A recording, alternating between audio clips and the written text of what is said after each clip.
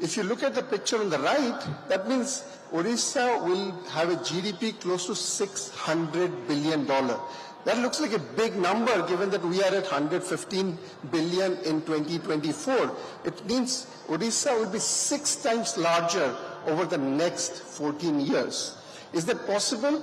Again, if you look back, Odisha has grown 10 times between 1999 and 2024. So again, it's within our grasp, but we need to do the right policies to get there. And Odisha is very well positioned for success for the following reasons. I'm just going to selectively quote few indicators just to show you. First thing, many of you may not know that Odisha is one of the most industrialized states in the country after Gujarat. Odisha's industry accounts for 43% of GDP compared to 28% for all India.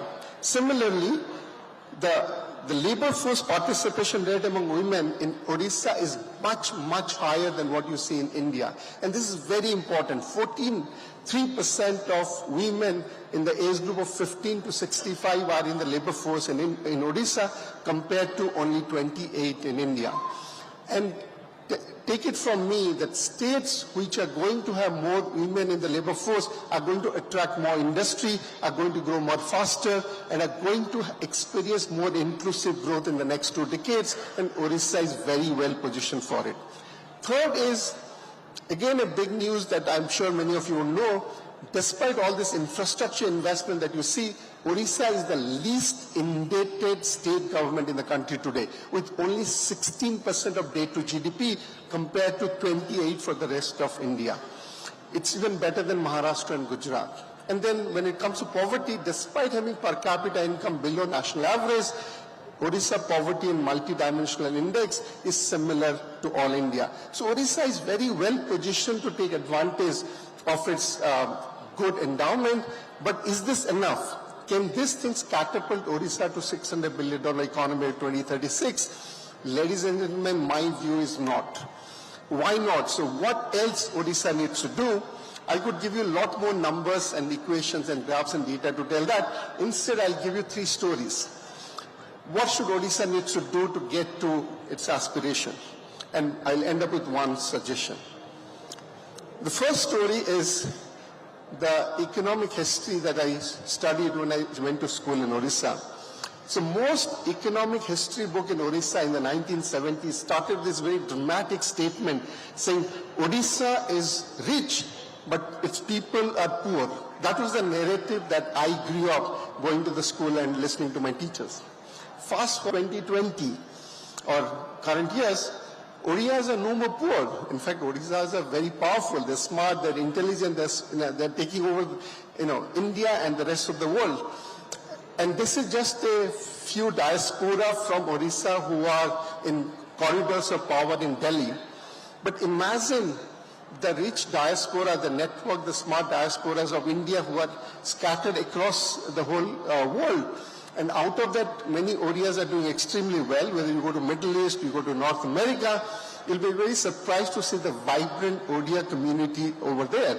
So the first idea I want to leave it with, how do we leverage diaspora for the talent? The second story comes from Vietnam.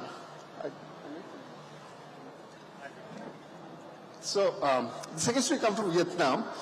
I was a country economist for the World Bank posted in Hanoi office. So one day I got a call from a People's Committee, thank you so much, People's Committee chairman from a province called Thanh Hoa. And Thanh Hoa is a small, tiny province in Vietnam. Vietnam has 62 provinces. So it's like a small district in Odisha. Think of Baleswar. So this Thanh Hoa People's Committee chair, which is like the equivalent to, district collector or the chief minister of that state, calls and says, can you come to my office? I want to have an important discussion with you. I showed up in his office, which is about 100 kilometers from Hanoi, and he said, look, last month, the national government had authorized to set up a refinery in Thanh Hoa. And I want to understand the economics of refinery, and I want you to help me to set up a study tour to Jamnagar in Gujarat. I was just taken aback that how did he know about Jamnagar in Gujarat? And on the way he said, by the way, I also heard that they have a very dynamic chief minister. Can you set up a meeting with me so that I can learn from him?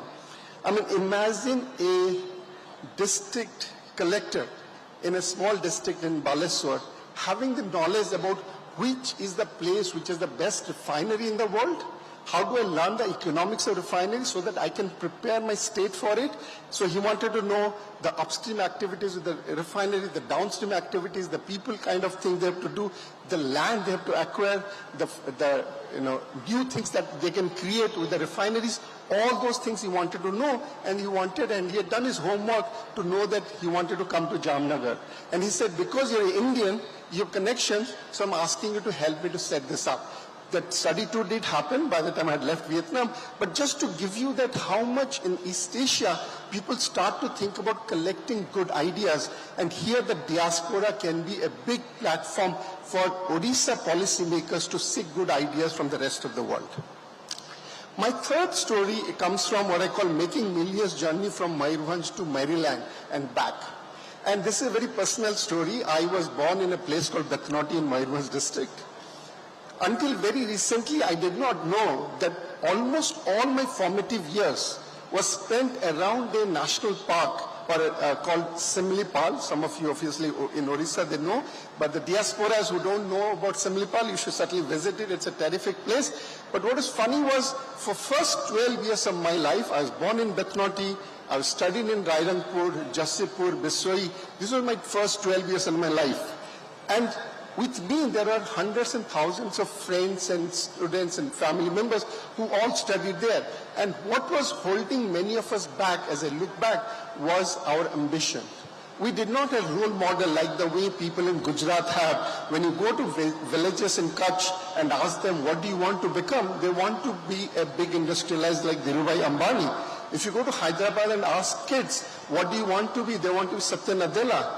The girls in Chennai wants to be Indra Nui and run Fortune 500 companies. In India, at least during my time, I was limited by the ambition, by entrepreneurship, and not having the role model. And I think the diaspora can be the perfect role model for the Odia youth.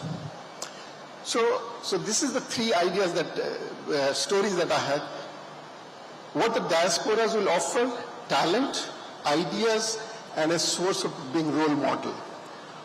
What do they bring that we need for Odisha? We need greater capacity, both in government and in private sector. We need know-how, technologies, ideas, and we need to fire the youth with ambition and entrepreneurship. So my suggestion to the Deputy Chief Minister is, let's think of a SWAT or a crack team on diaspora and development. Let's strengthen the Prabhasi Odiyas and Bharatiyas linked to their Janmabhoomi. And some of you say, but where about the money? Because that's what the diasporas are good for. But take it from me, I was a diaspora for many years. Emotional bond trumps financial linkages anytime. So if you can establish those emotional links, you would be able to see the money coming through. But let's start with the heart and not with the pocket. With that, I have some very specific ideas, but I'm running out of time, so I leave it, but I'd like to have a discussion with the Deputy Commissioner about how do we take this idea forward. Thank you so much, and if you want to reach me, the best way to get me is through my LinkedIn. Thank you. Thank you. Thank you so much, Deepak. We will now be requesting Mr. Abhinav Bindra. I think all of us have heard of his name, and we are very, very proud of him as the first Indian to win an individual gold medal at the Olympics in men's 10-meter air rifle event in 2008 Olympics, and many, many, many more awards after that. But, ladies and gentlemen, what he's here to speak to us about is about what Odisha's vision for sports can be. Already, there are a large number of things that we are doing with Abhinav Bindra Foundation, but I will let Mr. Bindra speak on that. Yes, as you wish. If you feel more comfortable like this. Well, thank you very much, firstly, for having me on this panel. It goes to show that, the leadership, of course, nationally, but also in the state, really believes in the transformational power of sport.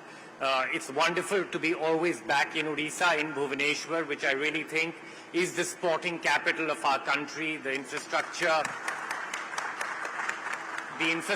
here is magnificent, and just the interest for sport amongst the people has been absolutely wonderful to see. And also today, I mean, the greatest applause which we've heard so far is for sport. So I'm just very happy on that. I think sport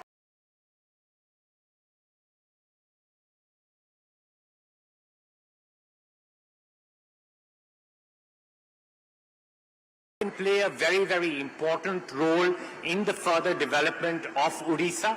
I think Odisha has done very, very well to develop sport at the elite level, to give the youth of Odisha a lot of chances to become elite athletes.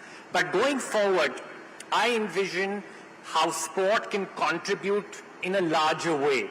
I think sport can contribute to many, many areas in the vision document, ma'am, what you had just talked about. And I'd like to talk about a few elements on how sport can be play a very important role. I'll start with health. I think it is absolutely critical to make Odisha a healthy state. The people of Odisha have to be physically healthy, they have to be mentally healthy. And for that, I think sport can play a very, very important role. Physical inactivity levels are at all-time high, and that is something with the younger generation, with the youth, we're just seeing a very physically inactive generation. So here sport can really, really play a very meaningful role to make young kids get involved in sport, not just for winning in sport, not just for the glory of becoming champions, but just playing sport for the sheer joy of playing sport, for becoming healthier people, both physically and mentally. Physical inactivity is going to give rise to a larger number of non-communicable diseases, so the role of sport there can be absolutely massive. I'll talk about education. The role of sport is going to play a very, very important role, and we're already doing quite interesting work through the Olympic Values Education Program.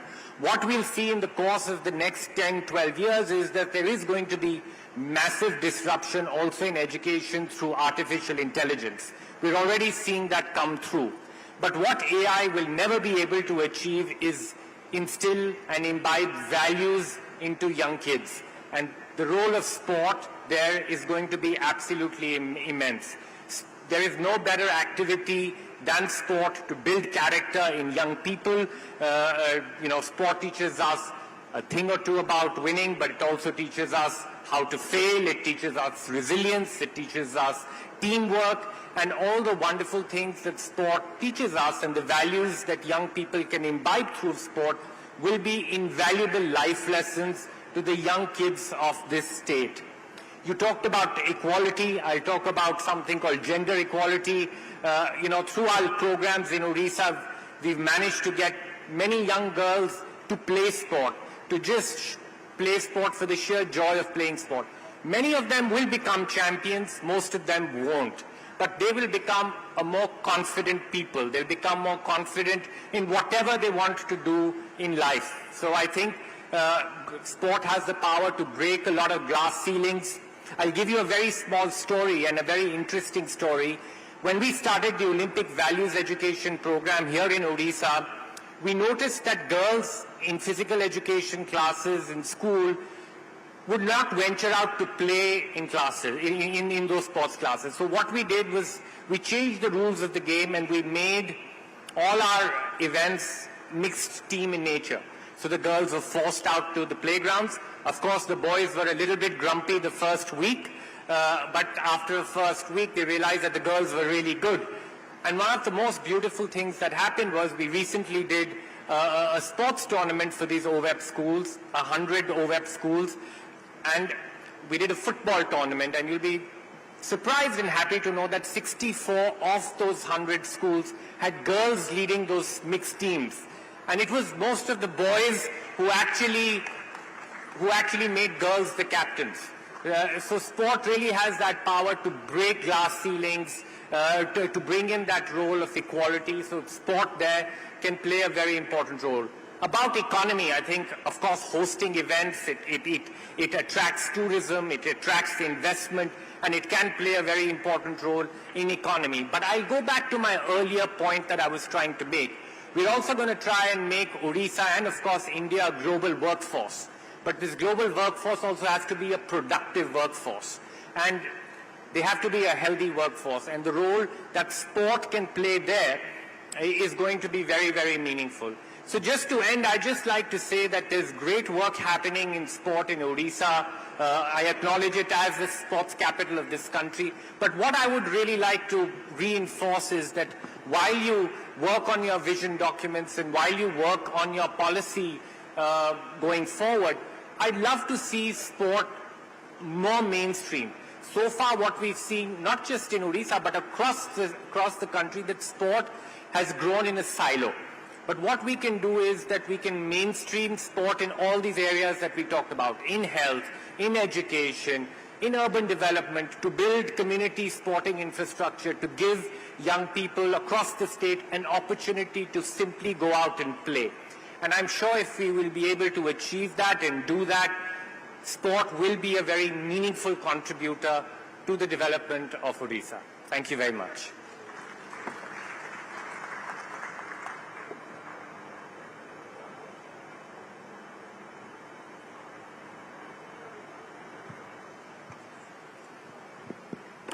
So thank you. Thank you, Abhinav. Actually, some time back when I had gone to a district, very remote district of Malkangiri, so there in a tribal hostel for girls, I asked those girls, if there's one thing that you would want to ask me as a state government representative that you want to have very desperately, I thought they will say we want a television or we want a library or we want this or that, but they said we want to play hockey. So there in a remote district, there were girls who wanted to play hockey only because the state has really taken up the cause of hockey. Thank you very much, Abhinav. And we will now be requesting Mr. Bruce Poe. Mr. Bruce Poe is the Chief Skills Officer at World Skills Center here. And he has been the former CEO of ITEES in Singapore and has his MBA from NUS. He has been helping us in taking the skills story ahead. And today we will request him to tell us what the skill ecosystem should look like in Orissa by 2036 and maybe then by 2047. Mr. Bruce Poe. Thank you very much. I hope you can hear me. Honorable Deputy Chief Minister, Sri Kanat Vadan Singh Deo, distinguished guests, participants. It's an honor for me to be here to speak to you about skills development and training.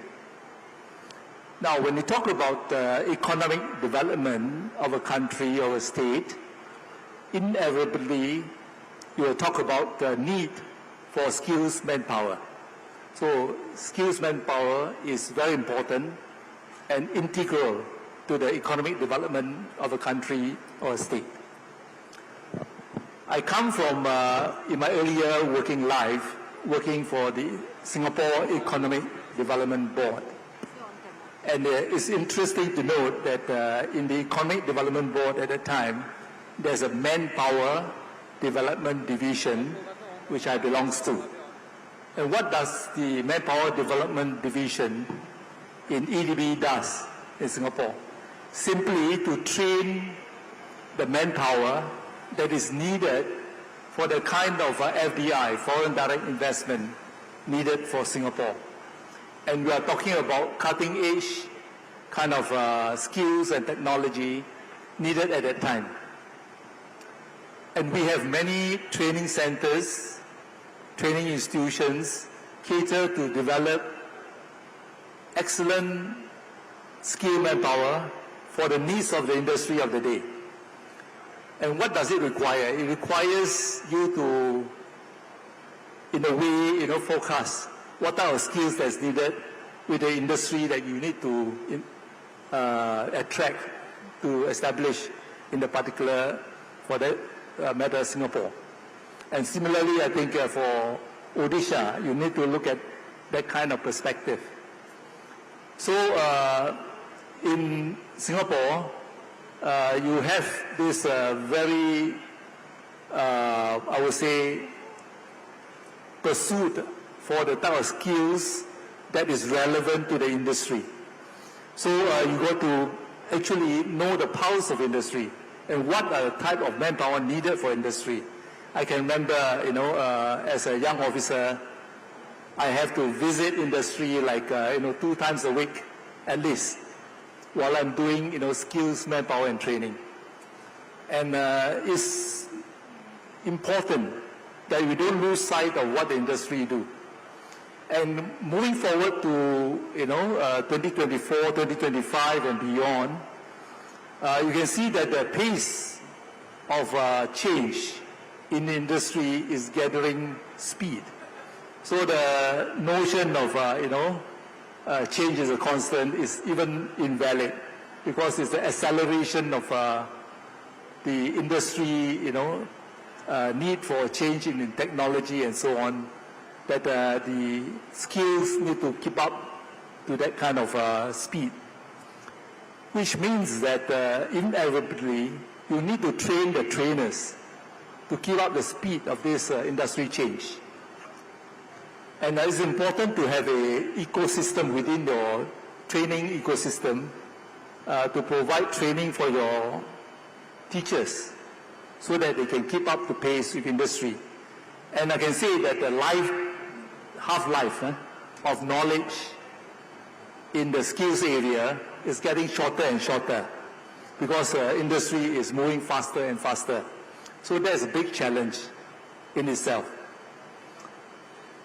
So in Odisha, we have partnered with the Odisha Skills Development Authority to set up the World Skills Center. And we have developed, in trades, in the manufacturing area, in the facility management, and also the hospitality area. And going forward, we are looking at a new skills area, areas where if you want to go into manufacturing, you are talking about global skills. The standards should be on par with what the world demands, because you are manufacturing for the world.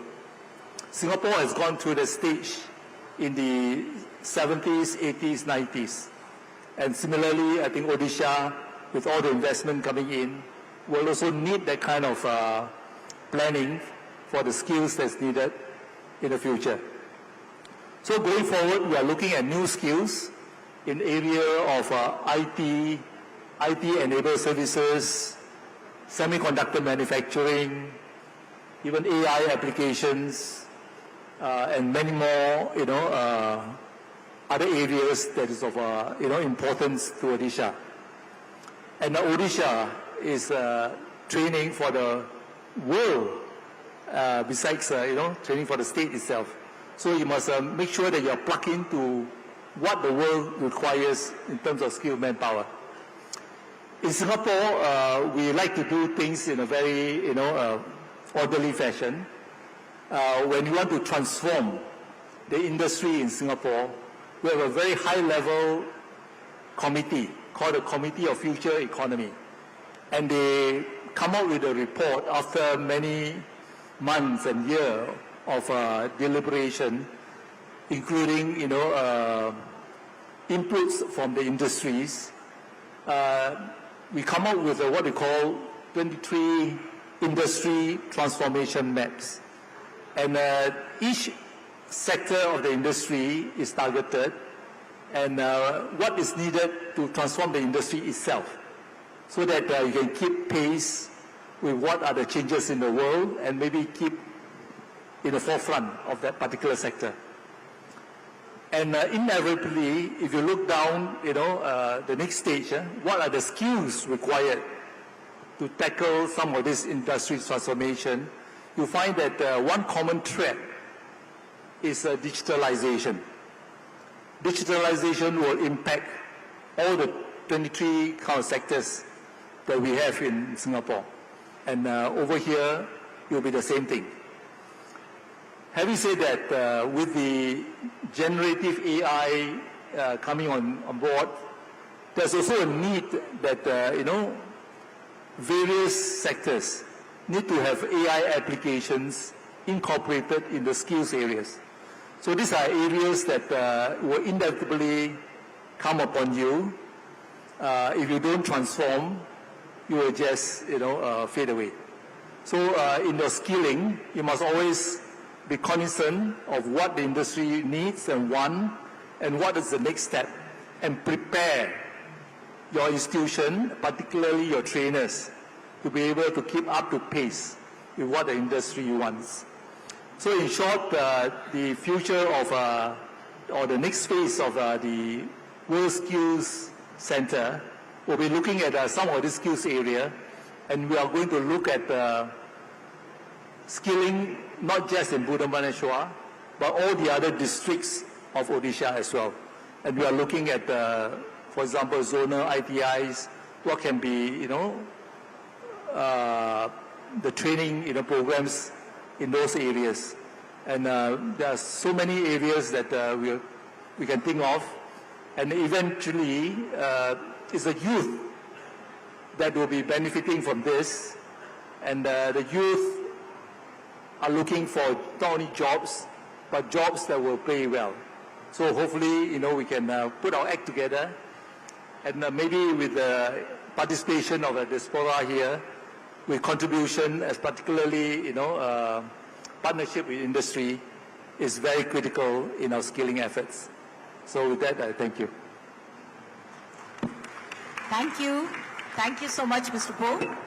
And actually, when we were thinking of the vision for skills, we were thinking of the tagline, skilled in Orissa, skilling for the world. So we are now thinking how our boys and girls can get skilled enough to go to all parts of the world. And with that, I would now like to request Dr. Rachis Ella. Dr. Ella is the Chief Development Officer at Bharat Biotech, based in Hyderabad. And though he is a clinician by profession, but he is also heading Bharat Biotech as its Chief Development Officer, and has a strong background in biotechnology. And that is something on which we would like him to speak, how we can grow in this specialized area of biotechnology. Dr. Ella. Thank you, ma'am, for the introduction. I hope I'm audible. I think before I start off, I would like to probably explain to you the difference between biotechnology and pharmaceuticals. You're probably very much aware of what pharmaceuticals are. So those are small molecules. Those are tablets that you take or injectables that you take, which are very small molecules. Biotechnology is a culmination of various sciences to engineer cells to express a protein of desired interest. You were essentially making therapeutics, vaccines, or gene therapies that are liquid biologics that can either cure cancer or prevent an infectious disease. So you can understand there's a fair amount of sophistication in biotechnology. That being said, I work for a company by the name of Bharat Biotech. For those of you who are in Bhubaneswar, you probably received a vaccine that we manufactured by the name of Covaxin. We've also manufactured several other vaccines for children and infants. Approximately 1 out of 3 children born in this world receive a vaccine manufactured at our 3 facilities in Hyderabad, Gujarat, and Bhubaneswar as well. We're recently commissioning our flagship manufacturing facility here, north of Daspur, in an 8-acre facility that I'll be talking to you a little bit more about. And our philosophy, at least in the biotech sector, at least for Bharat, is our vision is to develop global South solutions for global South diseases. In the pandemic or in other circumstances when you have outbreaks, you really can't rely on multinationals to come and service a country the size of India. It's very important for India to be self-reliant and also Odisha to be self-reliant as well. And with that vision, we decided to venture into this space of vaccines and to innovate in this world as well. We're the first developers of a few novel vaccines that is based on our own intellectual property and based on our own clinical data as well. These vaccines do take anywhere between 5 years to 15 years to come to fruition, and we've been doing that successfully well. And I think through our interactions with the state of Odisha, they've been extremely long vision. I would say that their vision is primarily to foster an industry of biotechnology in Odisha, not a pharmaceutical industry, but primarily a biotechnology industry, which is even more, which actually I'll have to go to Dr. Poe to get some advice on skill training. But the new policies from the state, the Science and Technology Department are extremely encouraging. For those of you who are in the life sciences and biotechnology sector, I encourage you to produce those documents. Some of the subsidies, some of the capex investments are extremely lucrative to attract talent and also foster such innovation and investments as well. Lastly, I would just like to point out that though our plan is to make Global South solutions for Global South diseases, we'd also like to make therapeutics and vaccines from Odisha for the Global South. Thank you. Thank you so much, Dr. Ella. And we are very, very thankful to you for Covaxin and for saving so many lives. The next panelist is Mr. P.L. Haranag. He is the chairperson of Paradeep Port Authority. An officer of IRTS, the Indian Railway Traffic Service, has long years of experience in logistics and transportation. And we in Odisha want to see port-led development, and what better person than Mr. Haranag to tell us how Paradeep Port itself is going to transform itself and how further we can go for port-led development. Honorable Deputy Chief Minister of Odisha, Honorable Madam, the Developmental Commissioner, the esteemed co-panelists, and the erudite audience, good evening to all of you. As you all know that the Indian economy is rapidly progressing. It is going to touch 7 trillion economy mark by 2030 and more than 30 trillion economy mark by 2047 under the leadership of our Honorable Prime Minister Sri Narendra Modi ji. Normally, the Indian ports growth rate versus the GDP growth rate is normally in the range of 1.1x to 1.5x. That means if the GDP grows at 1, then normally 1.1 rate the Indian ports grow. Even if you consider that the port growth is 1x of the GDP growth, the current volumes which are handling at the Indian ports today is 1600, less than 1600, 1540 million tons, will go up to 2400 million tons by 2030. That means in a span of about 6 years, we are required to handle about more than 800 million tons at our ports.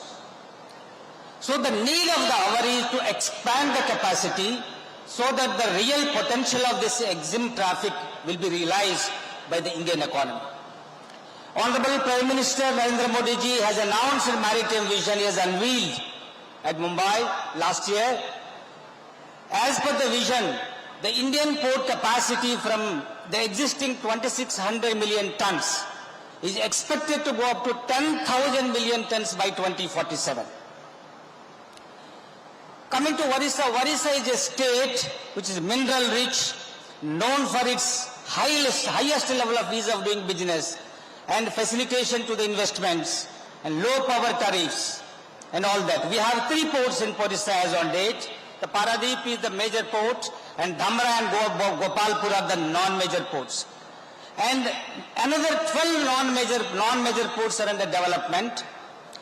And though the Odisha has a coastline of about 6% of the total coastline of India, the EXIM traffic handled at Odisha ports last year is a 13% of the total EXIM traffic handled by the India. That means a huge, so it's almost double than its capacity it has been able to do it. Then last year, the total exports worth of about $12 billion have been exported from the state of Orissa. That is the standard of Orissa. Last year, all the three ports put together, we handled about 200 million tons. The Paradeep has emerged as the #1 major port of the country with 145 million tons. And the other Dhamra and Gopalpur have done the rest. Out of these 200 million tons, we handle 85% coal, crude, iron ore only.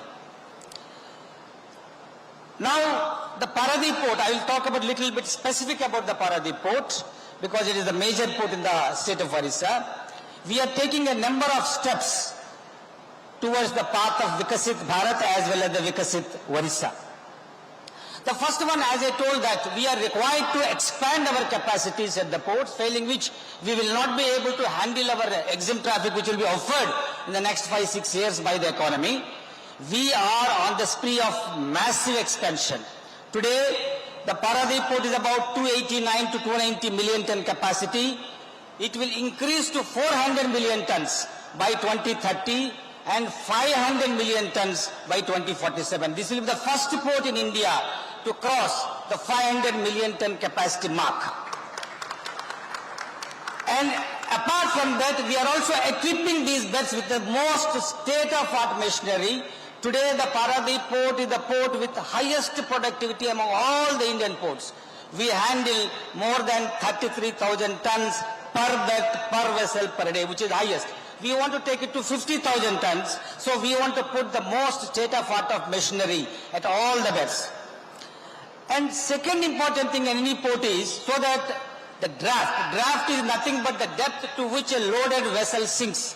So if the harbor is deeper, and automatically the higher draft vessels can be brought in. Higher draft means higher volumes it can bring. So today the Paradeep port is 16-meter draft vessels only can come. That means vessels with 1 to 1.5 lakh tons of cargo only can come. Now in a couple of years, less than a couple of years, already the project is on, we will make the Paradeep port Cape compliant. That means the draft will be increased to 18.5 meters, which means the biggest vessels which carry 2.5 lakh tons, 3 lakh tons of cargo in a single vessel can come and can be handled at the port.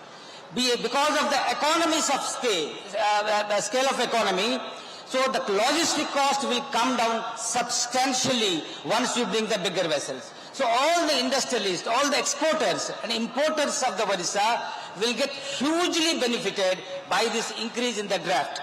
It is estimated that $10 to $12 per ton will be reduced, which is a substantial amount for the exporters and importers with the increase in the draft. The third important step which we are taking as a part of the Vikasit Orissa and Vikasit Bharat is the port-led industrialization. Now, gone are the days when we used to keep, earlier what we were doing is we were developing the ports closer to the industrial area. Now we are trying to bring the industries closer to the ports. The port-led industrialization is the important arm of the Sagarmala that has been launched by the government of India. As a part of the Sagarmala program, already we have allotted almost 5-6 players, almost 800 acres of our limited land has been allotted to tank farms, to pellet plants, to multimodal logistic farms, for CFSs, to cater the container traffic.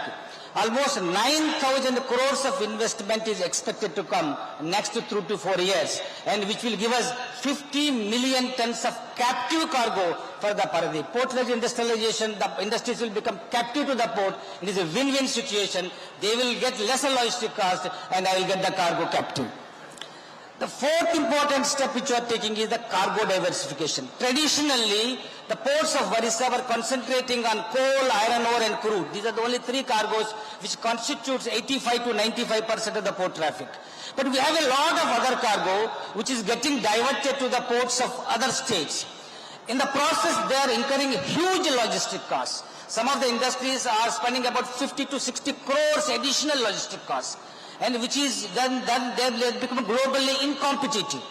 So government of Orissa has supported us, the first of its kind. No other state has done this kind of initiative, no maritime state. Orissa government has given VGF and for attracting the container liners traffic. Because the container liners were not coming to Paradip. Anyhow they were getting the cargo either at Kolkata port or Visakhapatnam port. But the logistic cost of the exporters is going up highly. So they wanted about at least 250 minimum containers should be available for each call. So in the initial periods, it will be very difficult to get 250 minimum containers for each call. That's where government of Orissa has forwarded an expression of interest. It has clarified that any shortfall in the minimum guaranteed slots, so $200 per slot will be compensated so that you start your calls. So the MSC, RCL, all these container liners have started coming here. Now I think MSC doesn't require any more VGF. It is getting 500 to 600 to use in each call. So really the government of Orissa initiative is very laudable. Next important thing we are taking is the connectivity. The ports cannot function in isolation. It has to be connected to the hinterland, failing which the aggregation of cargo to the ports from the industries, evacuation of the cargo from the port to the industries, and will not happen just in time. Today, we have come to here where entire cargo movement has to take place just in time. So, in the Gati Shakti program, which is launched by the Honorable Prime Minister, 28 port connectivity projects, 22 projects railways, and 6 projects, road projects have already been made part of this Gati Shakti program. Out of these 28, 8 projects are already completed, rest are under either implementation or development. Then another important thing which we are doing is, we want to develop the waterways. Orissa is blessed with waterways. Brahmani River, National Waterway number 5, Mahanadi River, National Waterway number 64. And these waterways are not utilized for transportation of cargo. So now an SPV has been formed with the government of Orissa and Paradip Port, Inland Waterway Authority and Coal India. We come together to develop the National Waterway number 5, the Brahmani River first, which will connect Talcher to Paradip as well as the Dhamra ports. This will be a game changer because the cost of transportation by waterways is substantially lower than railways and roadways. Then another important initiative we have come out with is the shipbuilding and ship repair cluster.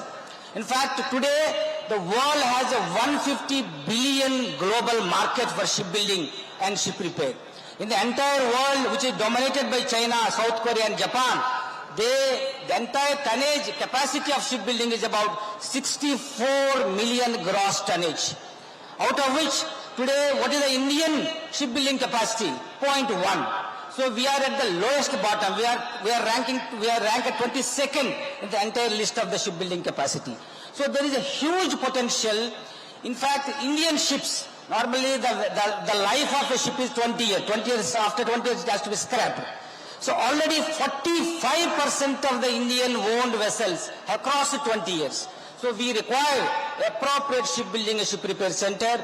Government of Orissa and Paradip Port have come together to develop shipbuilding cluster in the Kendrapara district, and with the allotment of land we will be developing very soon, maybe in a year or two, and it will, in fact, the shipbuilding cluster will generate a huge employment. And if the employment multiplier is 6.4x, that means if the one person is a core employee, 6.4 additional employment will be generated. The last I will say, and I will close it, that is the green hydrogen and green ammonia hub. So now today, Paradip is one of the 3 hubs which have been declared by government for export and bunkering of the green hydrogen and green ammonia.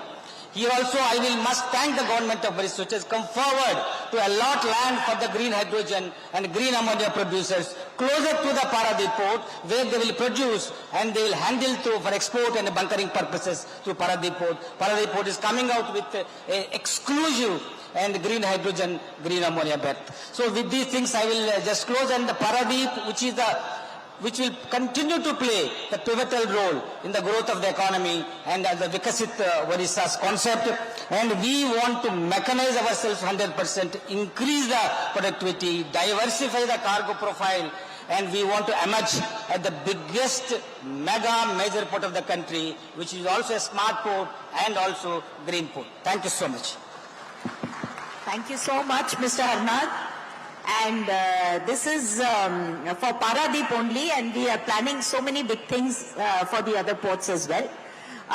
May I now request Honorable Deputy Chief Minister of Orissa, Mr. K.V. Singh Deo, to deliver the address.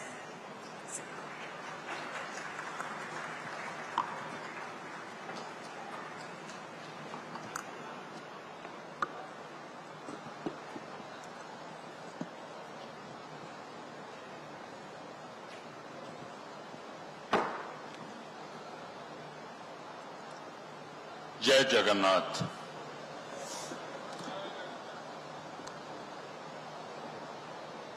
Development Commissioner, Additional Chief Secretary Orissa, Mrs. Annu Garg,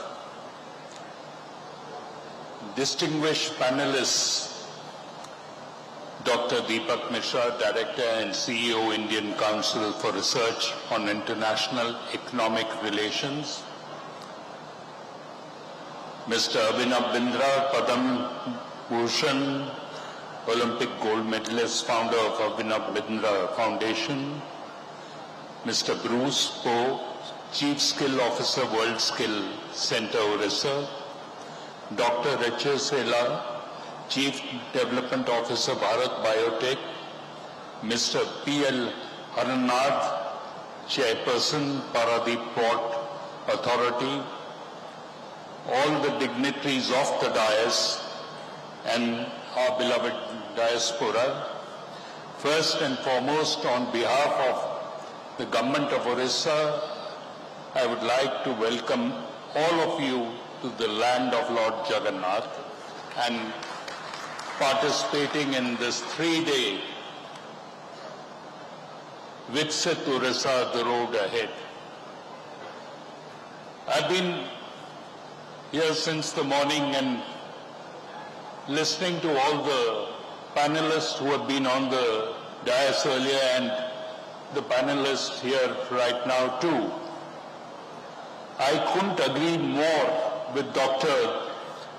Deepak Mishra when he pointed out that till 1999 the development or the graph of development in Orissa was minuscule.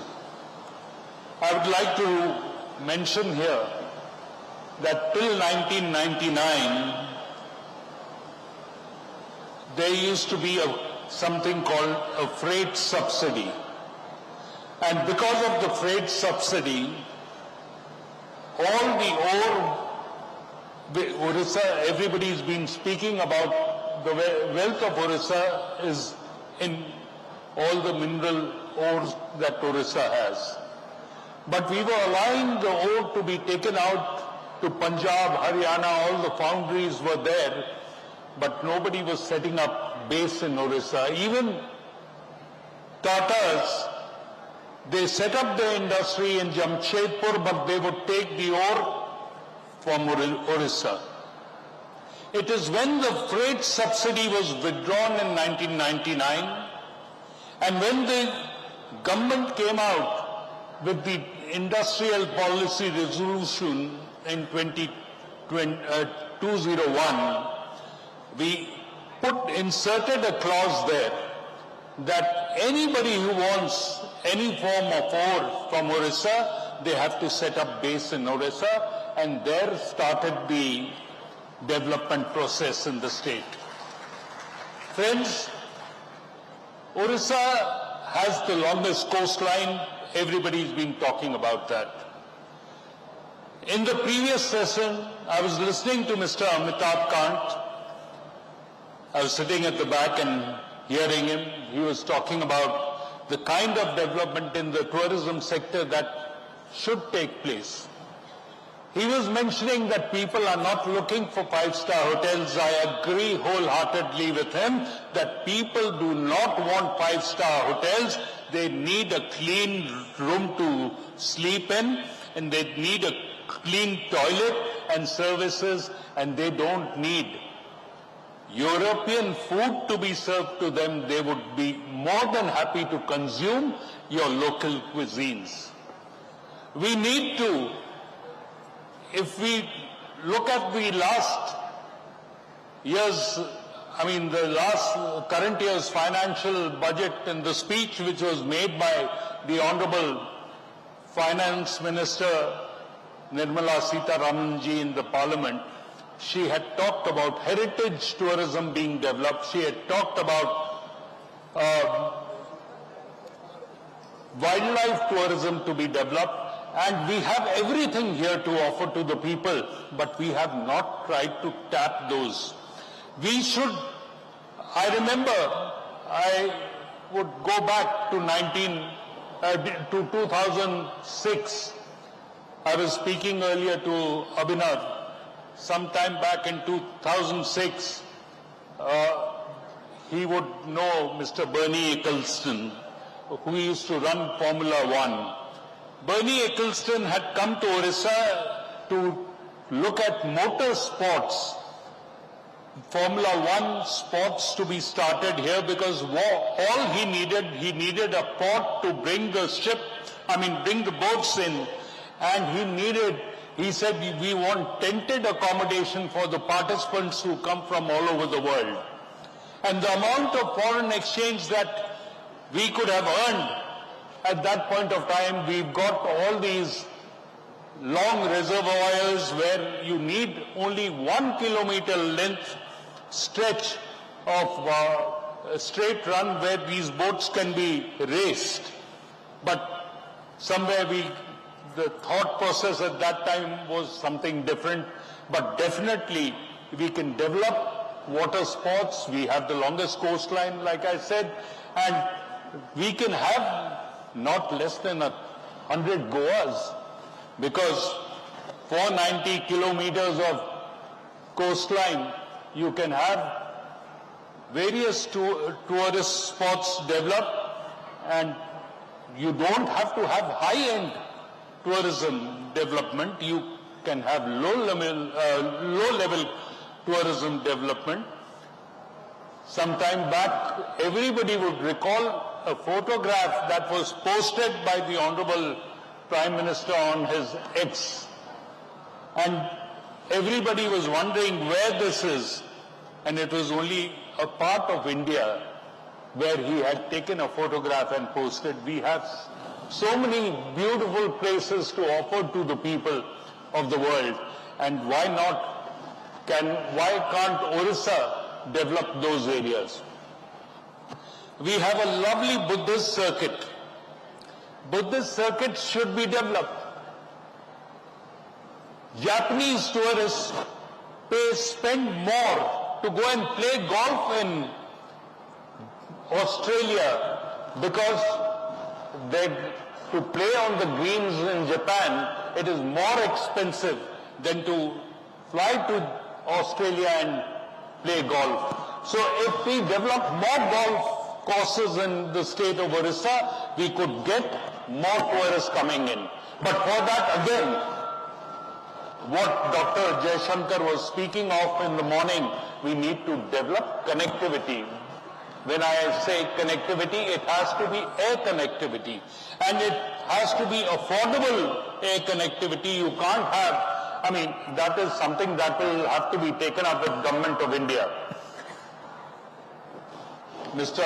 Arnath was talking about the development of the ports, because ports is what will get you a lot of cargo, and you have your container movement and everything.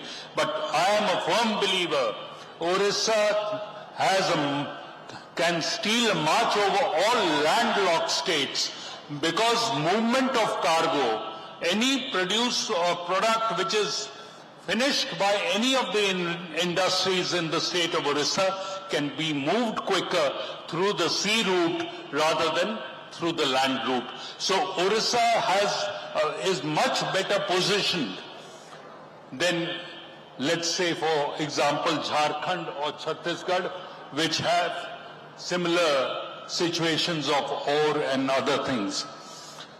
And you talked about Janmabhoomi. This is all of ours. This is our Janmabhoomi. We have to give back to our Janmabhoomi something at least. When Mr. Arnad was talking about Kendrapada and development of the port there, he is smiling, and I have a merchant Navy MLA also sitting in front. He is also very happy because then his evacuation out would be also quicker. I would like to appeal to all of you in the audience, the entire diaspora who is here today for this 3-day conclave. Please look at Orissa. We are here. Government's job is not to set up industries. Government's job is not to create industries. Government's job is to create the infrastructure and environment for investments to come in, and we are here to facilitate each and every part of that. And I assure you on behalf, we have a very conducive bureaucracy also who will show you the right path and move the state ahead, because we want the state to grow along with you and your investment to grow, and we will handhold you in whatever way you require. The other issue that I need to point out here, my finance secretary is smiling from there. I would like to point out one thing here, that the cheapest electricity tariff that you can get today is in Orissa. Recently, Andhra Pradesh has come out with an energy policy, and I met some investors in Delhi during my last visit to Delhi, and they told me, all that they have promised is more Orissa-centric. They can't give what they have promised. So we are not, we went to Chandrababu ji when he has called, so we did go there, but we are looking at Orissa seriously. Friends, the Prime Minister's vision of $5 billion US economy by 2036 and $1.5 trillion US dollar economy by 2047 is what we are working towards. We are also wanting to increase the per capita income to 28,000. We intend to create more than 12 million additional jobs in the manufacturing and service sector by 2047. Orissa, I have already mentioned, has all kinds of mineral ore available, and we are ranked #1 as far as chromite, bauxite, iron ore and manganese ore is concerned. We have many big giants, industrial giants who have come and invested in Orissa, not because of any other thing, because we have a conducive work culture and we have adequate forces available to be employed and engaged by the industries. I would like to also mention here, our goal is to increase the contribution of our service sectors to over 49% of the economy by 2047 from the present 36%. To achieve this objective, we will set up a financial technology and knowledge fintech city in Bhubaneswar, state-of-the-art global capability center, and a network of data centers in Orissa. We aim to make Orissa a leading chip design and manufacturing hub in India and contribute to the objectives of the India semiconductor mission. By 2047, Orissa aims to increase its contribution to India's energy future by becoming one of the top 5 states for energy exports, serving as a supply hub for southern and eastern India. Friends, we also aim to achieve at least 33% green industrial power consumption, 50% green electrification and agriculture, and 100% digitization of power ecosystem.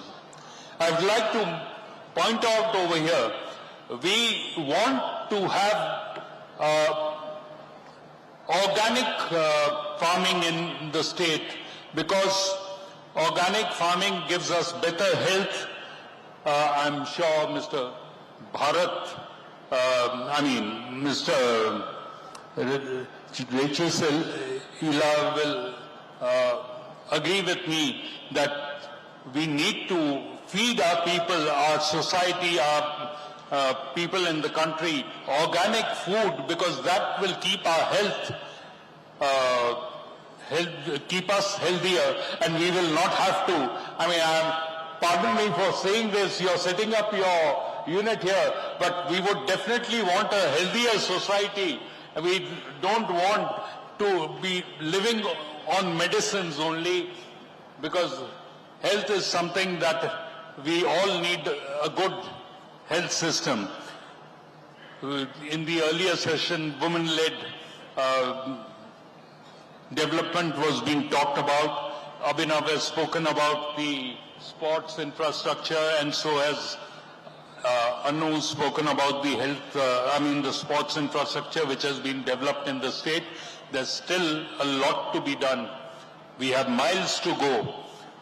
And there are one or two points which were missed out as far as the sports issue was concerned.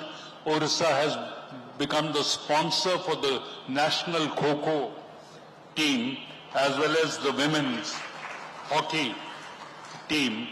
And I am sure Kho-Kho is a sport which only needs two pillars, and you need the players, and it can be developed in each and every village of Orissa. And we would like people to be engaged in sporting activities, to be able to stay fit. I thank you all once again for being here amongst us in Orissa and wanting to be a part of the development of not only Orissa and the dream of the Honorable Prime Minister when he speaks about Purvodaya. India's development depends on the Purvodaya, meaning the Eastern India needs to develop to make Orissa Viksit, to make India Viksit, and with Viksit Bharat, Viksit Orissa. Thank you all once again. Jai Hind, Jai Bharat, Vande Utkal Janani. Thank you, sir. Thank you so much. Thank you so much. Thank you so much, sir. A big round of applause. Masterpiece of advices, and definitely we are working on it continuously, and we need your support, all the esteemed diasporas, all the industry leaders present over here. Moving ahead, we also indebted to our moderator, Madam Anu Garg, for conducting the discussion in a smooth way, and to all our esteemed panelists for their valuable addition. Ladies and gentlemen, time has arrived that we should be officially closing the third session. I would be requesting hereby Principal Secretary, Finance Department, Government of Odisha, Shri Shashwat Mishra, to please come and deliver the vote of thanks. Sir.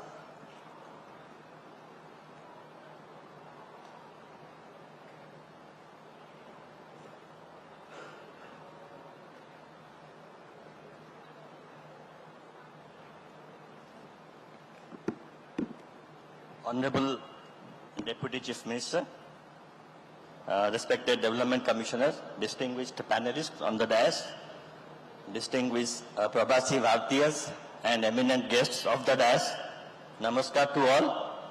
I will not detain you for more than 2 minutes. We have come to the end of a very productive day, in fact the first day of the PBD celebration, and this enriching session was a befitting end to the first day's events. Why does a finance secretary have to give you vote of thanks? It's because finance allows you to dream about Vikasit Odisha. And as Dr. Mishra said, that Odisha can catapult into a much higher league of states. Yes, we have the ability. We have the ability. As he has already stated, we are the least indebted state in Odisha, in the country. We are a revenue surplus state. we have adequate reserve funds for the bad times. God forbid any pandemic strikes again. Dr. Allah would not allow that. But if at all it happens or any such big dislocation happens, we have adequate reserve fund to take care of the eventualities. And as you know, almost all of you must be knowing, in 2004, Government of India came up with a FRBM Act, Fiscal Responsibility and Budget Management Act. And we are the only state which has been FRBM compliant since 2005. All FRBM targets have been adhered to, and yet we are prospering and we are growing and we are revenue surplus. So it's a very disciplined financially managed state. So we therefore dare to dream of Vikasit Odisha by 2036. All suggestions and advices given by our distinguished panelists, Dr. Mishra, Mr. Abhinav Bindra, Padma Bhushan, Mr. Bruce Poe, Dr. Yella, and Mr. P.L. Harnad have been noted down. As DC ma'am has already spoken about we preparing a vision document. All your good suggestions and viewpoints would be taken care of while we finalize the vision document and bring necessary policy changes to give effect to those visions and goals. So with this, on behalf of Government of Odisha, first of all, I thank all the Prabasi Bharatiyas who have come from all parts of the globe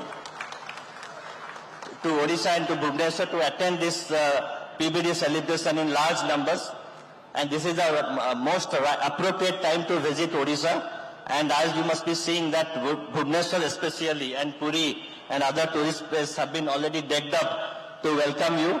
And I'm sure that you would have a very memorable experience of visiting Odisha and visiting and attending this PBD in 2025. I thank all the 5 distinguished panelists for their valuable time and suggestions.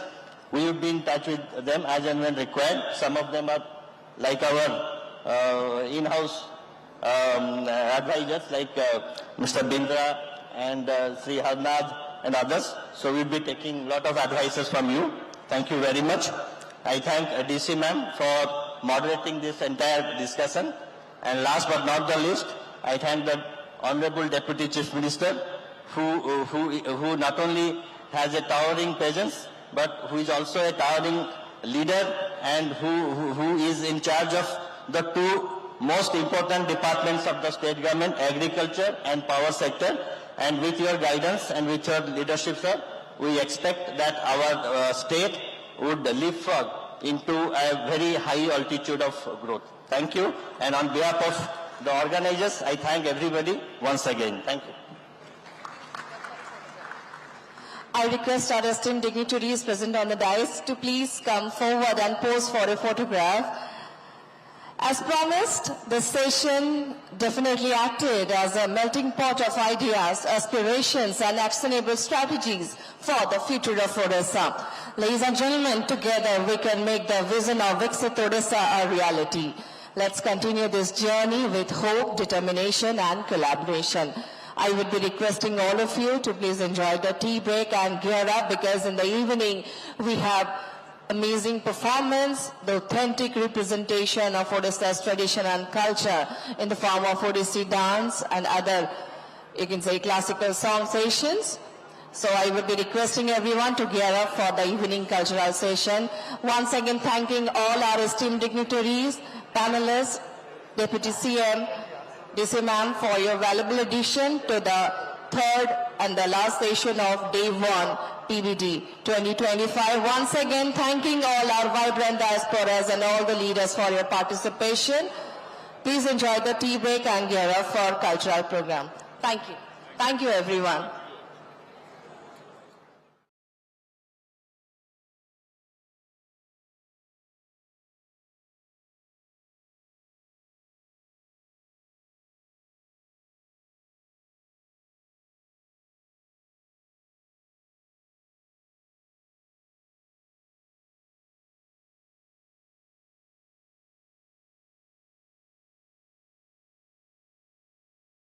Good afternoon, ladies and gentlemen.